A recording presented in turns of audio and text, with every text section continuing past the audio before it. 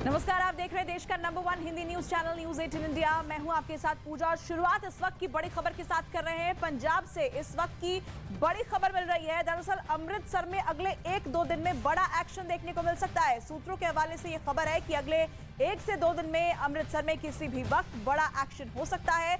माना जा रहा है कि अमृतपाल अमृतसर पहुंचने की फिराक में है, जिसके लिए सुरक्षा एजेंसियों ने अमृतसर की सीमाओं पर अपनी निगरानी बढ़ा दी है। अमृतपाल लगातार अपनी लोकेशन चेंज कर रहा है, अपना हुलिया बदल रहा है, लेकिन इस बीच जानकारी ये मिली है कि अमृतपाल दरअसल अमृतसर जाने की कोशिश में है और इसे देखते हुए एक बड़ा एक्शन वहां पर लिया जा सकता है। अगले 1 से 2 दिनों के अंदर अमृतसर में कोई बड़ा एक्शन हो सकता है।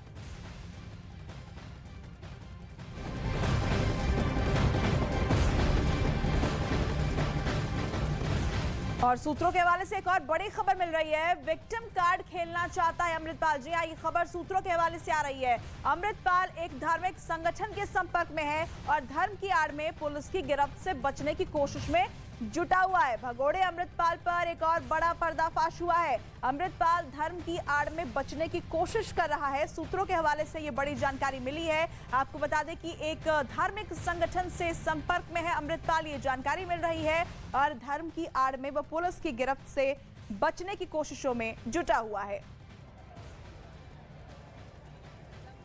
तो बड़ी खबर इस वक्त आपको बता रहे हैं। भगोड़े अमृतपाल से जुड़ी ये बड़ी जानकारी मिल रही है कि वो धर्म का सहारा लेकर पुलिस की गिरफ्त से बचना चाहता है।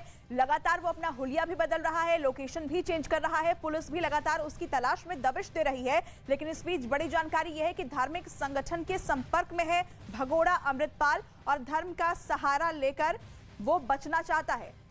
और ज्यादा जानकारी के लिए हमारे सहयोगी इस वक्त जुड़ गए हैं, सीधे उनका रुख कर लेते हैं। क्या जानकारी मिल रही है? अमृतपाल किस धार्मिक संगठन के संपर्क में है और कैसे वो इसकी मदद से पुलिस की गिरफ्त से बचेगा?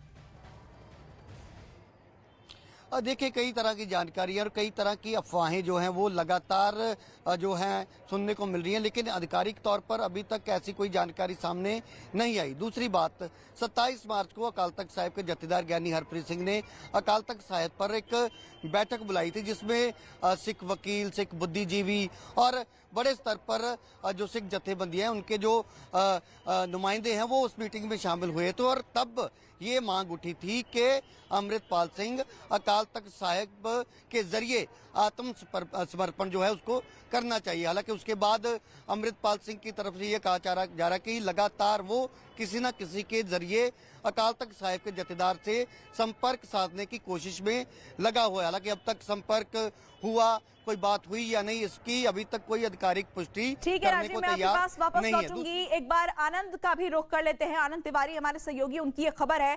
ज्यादा जानकारी के लिए सीधे उनका रुख करते हैं। आनंद, क्या कोशिश कर रहा है, किस फिराक में है अमृतपाल? और ये भी खबर मिल रही है कि अगले 1 से 2 दिन के अंदर अमृतसर में बड़ा एक्शन भी देखने को मिल सकता है।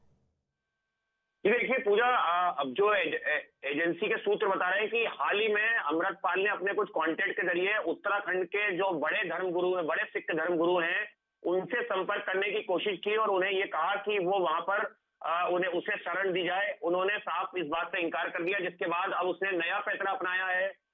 वो अमृतसर में एक बड़े धार्मिक संस्थान के अंदर जाकर वहां पर ये शरण लेना चाहता है और एक तरीके से सरेंडर दिखाना चाहता है खुद को, जिसको लेकर जो है पंजाब पुलिस की तमाम यूनिट जो है पूरी तरह से अलर्ट है और एक तरीके से विक्टिम कार्ड खेलने की कोशिश कर रहा है अमृतपाल, ताकि उसके जो फॉलोअर्स हैं और जो वारिस पंजाब उसने खड़ी करी थी उसमें एक मैसेज जाए कि अमृतपाल जो है वो उसे एजेंसियां परेशान करें। लेकिन पंजाब पुलिस इस पैतरे से पूरी तरह वाकिफ है और उसकी पूरी कोशिश है कि बहुत जल्द अमृतपाल को उसके साथी पप्पन प्रीत के साथ गिरफ्तार कर लिया जाए। और जो पंजाब पुलिस के सूत्र बता रहे हैं कि बेहद करीब अमृतपाल के जो पंजाब पुलिस में पहुंच चुकी है और किसी वक्त जो है अमृतपाल को लेकर बड़ा एक्शन जो है पंजाब और खासतौर पर अमृतसर में देखने को मिल सकता है। आनंद, क्या ये मुमकिन है कि अमृतपाल वापस अमृतसर लौटेगा? क्योंकि जैसी पहले जानकारी मिल रही थी वो लगातार अपनी लोकेशन चेंज कर रहा था और खबर ये भी आई थी बीच में कि वो देश छोड़कर जा सकता है। देखिए, ये पहले खबर थी कि वो नेपाल में हो सकता है, लेकिन लगातार न्यूज 18 ये बता रहा था कि अमृतपाल दिल्ली एनसीआर में छुपा हुआ है। उसके बाद उसने दिल्ली के आईएसबीटी का रुख किया और उसके बाद ये बात पुख्ता हुई कि वो दिल्ली में लक्ष्मी नगर पे आके एक महिला मित्र जो है उसके यहाँ पे उसने शरण ली थी उसके बाद यहाँ से सीधा रुख जो है उसने वो पंजाब का किया। और जिस तरह से गुरदासपुर में आपने देखा कि लगातार कल ताबड़तोड़ रेड की गई है। कल ऑफिशियली पंजाब पुलिस ने कहा है कि एक गाड़ी में अमृतपाल जो है वो वहां पर देखा गया। और उसके बाद अभी लगातार जो है अमृतपाल और उसके साथियों की तलाश जो है वो पंजाब के चप्पे चप्पे में की जा रही है। लेकिन जो सूत्र बता रहे हैं कि अमृतपाल जो है वो अमृतसर या उसके करीब कहीं पर छुपा हुआ है और उसकी कोशिश है कि वो वहां पर धार्मिक संस्थान की आड़ में वहां पर विक्टिम कार्ड खेल के सरेंडर कर दे, एक तरीके से वहां पे शरण लेने की ठीक है आनंद, इस खबर पर आप अपनी नजर बनाए रखिएगा। एक बार फिर से रुख कर लेते हैं हमारे सहयोगी राजीव का, जो कि लगातार हमारे साथ लाइव बने हुए हैं। राजीव, किस तरह की तैयारी आप देख पा रहे हैं, क्योंकि कहा यह जा रहा है कि अगले 1 से 2 दिन के अंदर बड़ा एक्शन पंजाब पुलिस की तरफ से देखने को मिल सकता है? देखिए, यहाँ पे दो चीज़ें हैं। एक तो जिस मैं बैठक का जिक्र कर रहा था कि अकाल तख्त साहिब के जथेदार ने जब बैठक बुलाई थी तो उसमें दो चीज़ें खुलकर सामने आई थी कि एक तो ये कि जितने भी सिख नौजवानों को गिरफ्तार किया गया है उनको 24 घंटे के अंदर अंदर रिलीज किया जाए, नहीं तो उसके बाद कोई बड़ा एक्शन अकाल तख्त साहिब की तरफ से लिया जा सकता है। उसको लेकर भी पुलिस की तरफ से पुख्ता इंतजाम किए गए हैं कि अगर कोई ऐसा ऐलान किया जाता है, बहुत ज़्यादा लोग यहाँ पर इकट्ठा होते हैं, तो किस तरीके से कानून व्यवस्था को मेंटेन रखना है। दूसरी बात, जो खबर अब आ रही कि ये भी उस दिन मांग उठी थी कि अमृतपाल सिंह को अकाल तख्त साहिब के जरिए आत्मसमर्पण कर देना चाहिए। तो अब ये खबरें हैं सुबह से कि वो अकाल तख्त साहिब पर आकर आत्मसमर्पण कर सकता है। हालांकि अकाल तख्त साहिब के जथेदार ज्ञानी हरप्रीत सिंह अभी दमदमा साहिब में, तो ये भी खबरें आ रही थी कि वे वहां पर भी जा सकता है। लेकिन पुलिस हमेशा ए और बी प्लान बना के चलती है, तो दोनों चीजों को अलग-अलग प्लान मुख्य लेकर रखकर आगे बढ़ रही है। आप इस खबर पर अपनी नजर बना रखिएगा। फिलहाल बहुत शुक्रिया तमाम जानकारी हम तक पहुंचाने के लिए।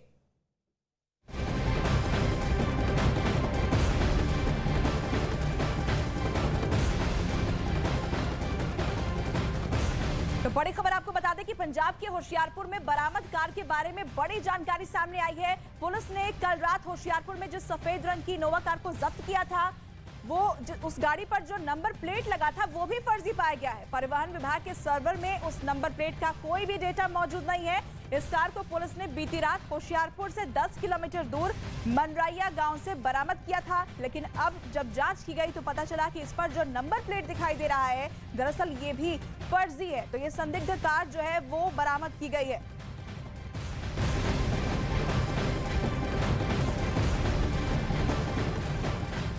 और इस बीच पंजाब पुलिस को अमृतपाल सिंह के होशियारपुर में होने की जानकारी मिली। वहां एक कार में अमृतपाल के देखे जाने का शक होने के बाद पुलिस वालों ने बड़े पैमाने पर तलाशी अभियान भी चलाया। जानकारी के मुताबिक लुधियाना नंबर की एक गाड़ी में 4 संदिग्ध लोग बैठे देखे गए। पुलिस ने जब उन्हें रोकने की कोशिश की तो वहां से फरार हो गए। पुलिस ने गाड़ी का पीछा किया, जिसके बाद वो एक गांव में घुस गए, जिसके बाद पुलिस ने पूरे गांव को घेर लिया। पंजाब पुलिस के 700 जवानों ने पूरी रात गांव के एक एक घर की तलाशी ली है।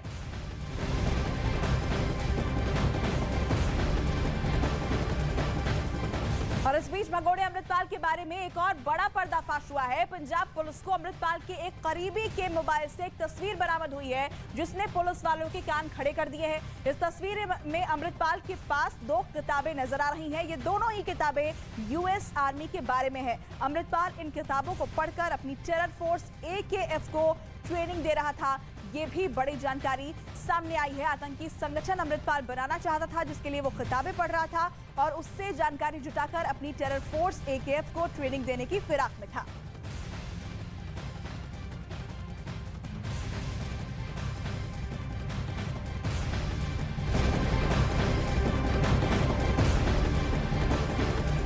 और इसी मामले से जुड़ी एक और बड़ी जानकारी मिल रही है। पंजाब हरियाणा हाईकोर्ट में अमृतपाल केस में आज फिर सुनवाई हुई और कोर्ट में अमृतपाल के वकील ने एक बार फिर आरोप लगाया कि पंजाब पुलिस ने अमृतपाल को पकड़ लिया है, लेकिन उसकी गिरफ्तारी को छिपा रही है। इस बारे में कोर्ट ने पंजाब सरकार के एडवोकेट जनरल से पूछा तो उन्होंने अमृतपाल की गिरफ्तारी से साफ इनकार कर दिया, लेकिन इसके बाद भी अमृतपाल के वकील अपनी बात पर अड़े रहे। तब कोर्ट ने अमृतपाल के वकील से कहा कि आपके पास अमृतपाल की गिरफ्तारी का कोई सबूत हो तो हमें दिखाओ, हम वारंट अफसर तैनात कर देंगे। कोर्ट ने पूछा कि अमृतपाल कौन से थाने में है, लेकिन अमृतपाल के वकील के पास इस पर कोई भी जवाब नहीं था।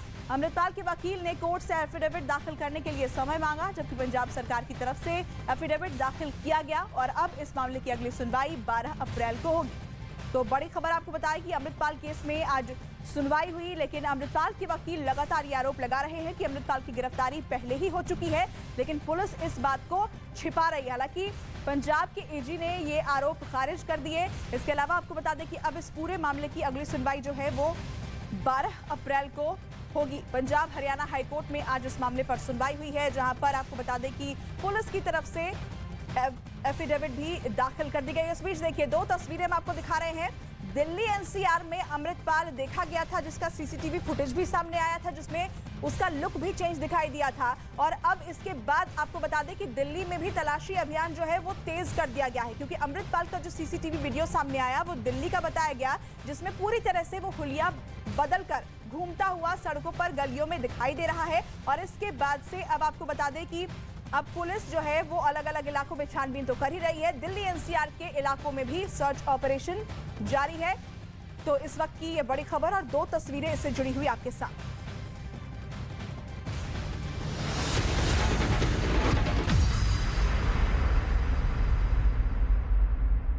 और आइए देश दुनिया की तमाम अहम खबरों के लिए देखते हैं धमाकेदार 50। कर्नाटक में 10 मई को होंगे विधानसभा चुनाव। 224 सीटों पर एक ही चरण में डाले जाएंगे वोट। 13 मई को आएंगे चुनाव के नतीजे। पंजाब के जलंधर में लोकसभा उपचुनाव के लिए 10 मई को डाले जाएंगे वोट। कांग्रेस के लोकसभा सांसद संतोख सिंह की मौत की वजह से होगा चुनाव। शुरू होते ही संसद के दोनों सदनों में आज भी हंगामा। अडानी और राहुल के मुद्दे पर शोरगुल। लोकसभा 12 बजे और राज्यसभा 2 बजे तक के लिए स्थगित। कांग्रेस नेता राहुल गांधी पर बीजेपी का फिर हमला। केंद्रीय मंत्री अश्विनी वैष्णव बोले, खुद को संविधान से ऊपर समझते हैं राहुल गांधी।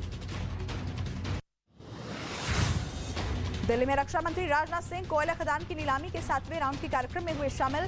केंद्रीय कोयला मंत्री प्रहलाद जोशी और उनकी पूरी टीम को बधाई दी।